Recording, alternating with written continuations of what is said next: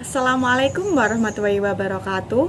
Perkenalkan, saya Variatunisa dengan akhiran NIM 066 dari PIC 2023. Di sini saya akan menyampaikan kultum yang berjudul Ramadan sebagai Bulan Jihad.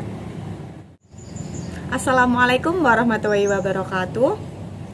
Innal hamdalillah wassalatu wassalamu ala Rasulillah Sayyidina Muhammad ibni Abdillah wa ala alihi washabihi wa mawala amma. Bapak Ibu yang saya hormati, segala puji kita panjatkan kepada Allah Subhanahu wa taala. Kita memujinya dan meminta pertolongan, pengampunan dan petunjuk hanya kepadanya. Pada kesempatan yang mulia ini, saya mengingatkan diri sendiri dan mengajak kepada jemaah sekalian untuk senantiasa meningkatkan kualitas ketakwaan kita kepada Allah Subhanahu wa taala. Ketakwaan yang tidak hanya sekedar menjalankan perintah dan menjauhi larangannya, tetapi juga yang mengandung kesadaran bahwa semua itu sebagai bagian dari kebutuhan hidup, bukan tugas formal semata. Alhamdulillah kita hingga detik ini masih dikaruniai umur untuk berjumpa dengan Ramadan tahun ini, serta kemampuan melaksanakan kewajiban puasa dan ibadah-ibadah lainnya. Ini bukan hanya anugerah semata, tetapi juga sekaligus tantangan yang sangat berat.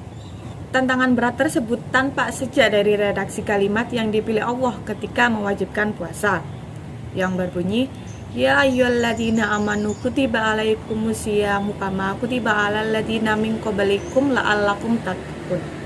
Yang artinya, wahai orang-orang yang beriman, diwajibkan atas kamu berpuasa sebagaimana diwajibkan atas orang sebelum kamu agar kamu bertakwa. Bunyi surat Al-Baqarah ayat 183. Yang pertama, pada ayat tersebut Allah menyapa orang beriman. Ini menandakan bahwa puasa meniscayakan iman yang kuat sebelum betul-betul sanggup menunaikan kewajiban ini. Yang kedua, Allah menggunakan kalimat fi'il mabni majhul yakni kutiba atau diwajibkan dan bukan kalimat aktif atau kataba yang artinya mewajibkan. Tafsir Asy-Syafi'i menyebutkan redaksi semacam ini bermakna kata kerja yang memberatkan atau fi'lun tahlifiyun sebagaimana perintah berperan dalam surat Al-Baqarah ayat 216 yang juga menggunakan kalimat kutiba.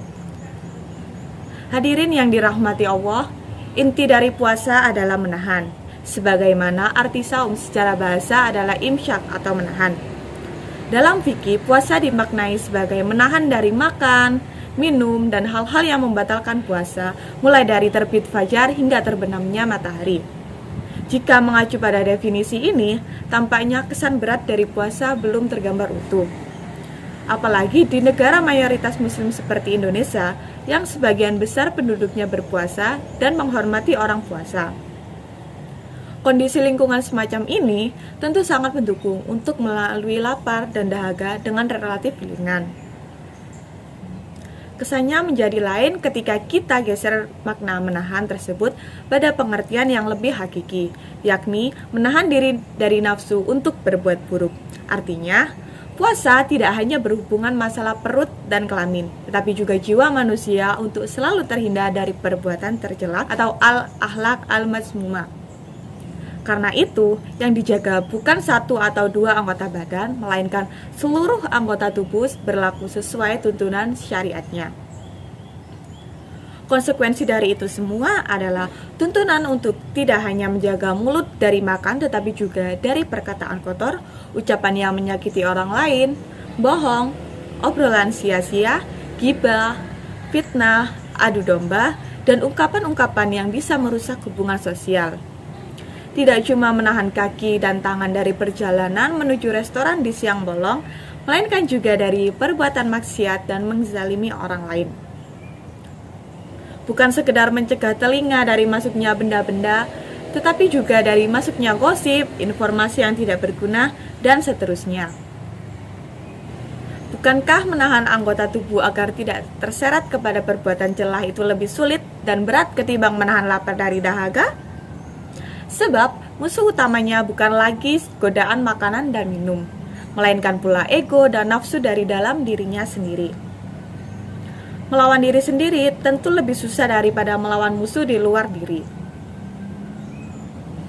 Rasulullah menyebut perang melawan hawa nafsu ini dengan sebutan jihad akbar atau jihad terbesar lebih dahsyat ketimbang perang fisik yang beliau istilahkan sebagai jihad ashar atau jihad kecil.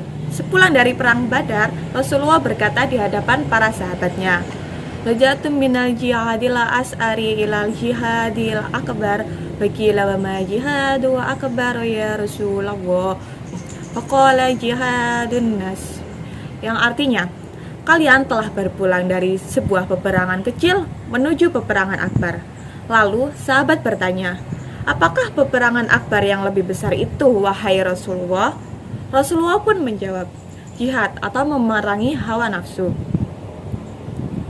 Hadirin yang dirahmati Allah, uraian tersebut selaras dengan penjelasan Hujatul Islam Abu Hamid Muhammad bin Muhammad Al-Ghazali dalam Ihya Ulumuddin yang membagi puasa kepada 3 derajat. Yang pertama, puasa umum atau saumul umum, yakni puasa yang hanya sampai pada level menahan perut dan kelamin untuk melampiaskan kegiatan-kegiatannya. Ini merupakan puasa standar minimum yang jangkauannya baru sampai pada kemampuan bertahan dari lapar dan dahaga saja. Yang kedua, puasa spesial atau syaumul khusus, yaitu puasa yang sudah beranjak dari standar minimum dengan menahan pendengaran, penglihatan, lisan, tangan, maupun kaki dan seluruh organ jasmani dari perbuatan dosa. Dan yang ketiga, puasa super spesial atau syaumul khususil khusus. Ini level yang tertinggi dari 2 level sebelumnya. Pada derajat ini, seseorang bukan hanya menahan godaan konsumsi, syahwat, dan praktik maksiat, melainkan sudah mampu menahan diri dari keinginan yang rendah, larut memikirkan dunia, dan berpaling ke selain Allah SWT. Puasa dengan standar ini dianggap batal bila pikiran masih melayang-layang kepada selain Allah dan akhirat. Menurut sudut pandang puasa super spesial ini, memikirkan dunia boleh sejauh ini untuk kepentingan agama. Al-Ghazali juga menyebut praktik puasa jenis ketiga ini sebagai syaumul qalb atau puasa hati. Hadirin yang dirahmati Allah, dari penjelasan tersebut menjadi jelas bahwa masing-masing tiap beban tersendiri mulai dari ringan, cukup berat, dan sangat berat. Masing-masing berbanding lurus dengan kualitas puasa orang yang menjalaninya. Puasa umum hanya dilakukan oleh orang-orang awam yang hanya melakukan puasa secara ala kadarnya. Puasa spesial biasanya dilakukan orang-orang saleh yang selalu berhati-hati dan menghindari dari perbuatan dosa meski kecil.